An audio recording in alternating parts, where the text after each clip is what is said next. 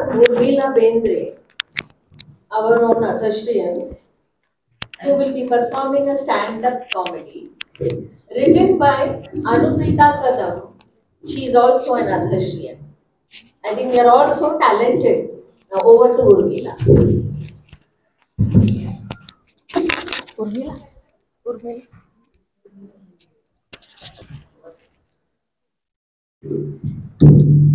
आणि मला इथे तुम्ही येऊन काहीतरी तुमच्या समोर सादर करण्याची संधी दिली त्या बाबतीत धन्यवाद.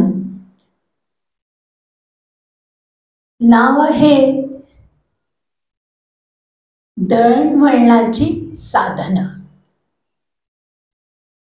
मंडळी, तुम्ही जर शिक्षक राहिला असला तर तुम्हाला मी काय म्हणते ते बरोबर कळेल, कारण ते तुमचे अनुभव आणि तुमचे प्रॉब्लेम्स जे होते ते मलाही झालेले आहेत.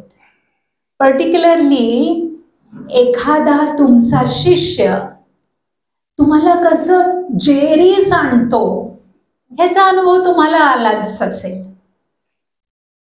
तेच आपण बघूया. काय झालं, एके दिवशी सकाळी हेडमास्तरांनी मला बोलवलं आणि म्हणाले, माझा भाचा गावाहून आलेला आहे, त्याला एक सोपा प्रश्न विचारा. आणि त्यांनी बरोबर उत्तर दिलं की त्याला लगेच भरती करून टाकू. पोरगं तसं चुणचुणीत होतं, म्हणून मी त्याला अगदी एक सोपा प्रश्न विचारला, बाळा मला ना दळणवळणाचं कुठलंही एक साधन सांग. पोरगं भांबावलं. मग आमच्या गावी घरी कामाची बाई येते ना, त्या दळण आणतात आमचं चक्कीवरून. अरे तसं नाही रे, दळणवळण. हो, ते चक्की अगदी घराशेजारी वळणावरच आहे.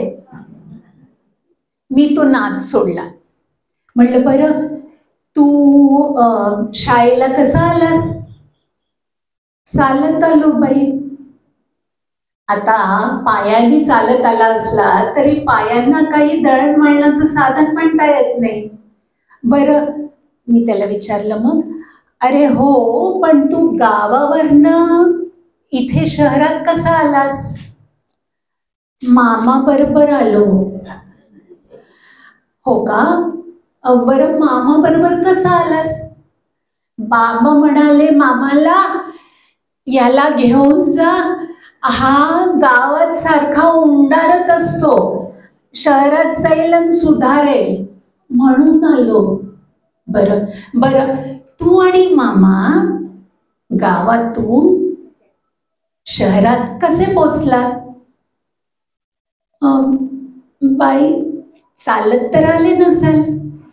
नाही बाई, ते गाव आमचं तसं खूप लांब आहे आणि चालत आलोच तर पाय दुखले असते ना. बरं, मी तेच समजून घ्यायचा प्रयत्न करतेय की मग तू आणि मामा आले कसे तिथून इथे? मला अगदी आता आशा वाटत होती की आता हा नक्की मला दळणवळणाचं एक साधन तरी सांगणार.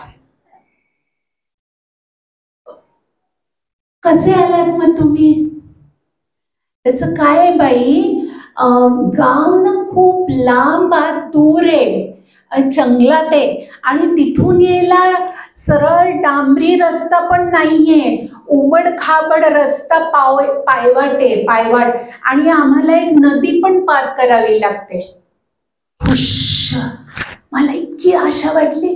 म्हणलं नदी पार करायची आहे म्हणजे काहीतरी नाव, होडी, तराफा, आता कशाच तरी नाव हा नक्की सांगणार. बरं बाबा, बाळा मग तुम्ही नदी कशी पार केली? बाई, पूल आहे की.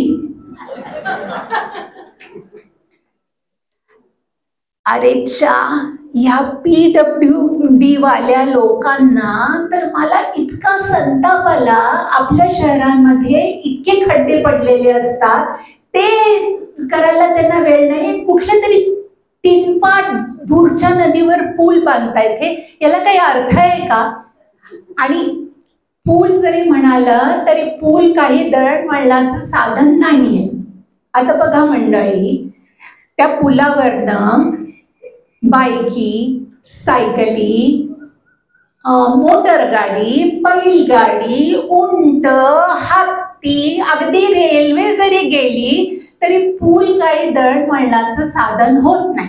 आणि नदीवरनं जरी किती नावं आणि तराफा गेल्या तरी सुद्धा नदी दळणवळणाचं साधन नाही.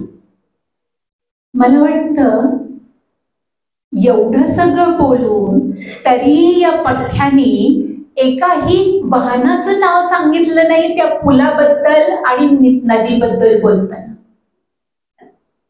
मला वाटतं देवालाच माझी दया आली. तेवढ्यात एक विमान घोंघावत आमच्या शाळेवरनं गेलं. गावाकडचं पोरते आनंद हुरळलं, धावत गेलं खिडकीकडे, म्हणाल, बाई बाई, विमान विमान. तो नाचायला लागला, मलाही नाचावंसं वाटू लागले. अखेर या बटूमूर्तीच्या तोंडातून वाहनाचं नाव निघालं. मी त्याला पटकन पास केलं आणि झटकन हेडमास्टरांकडे पाठवून दिलं. धन्यवाद.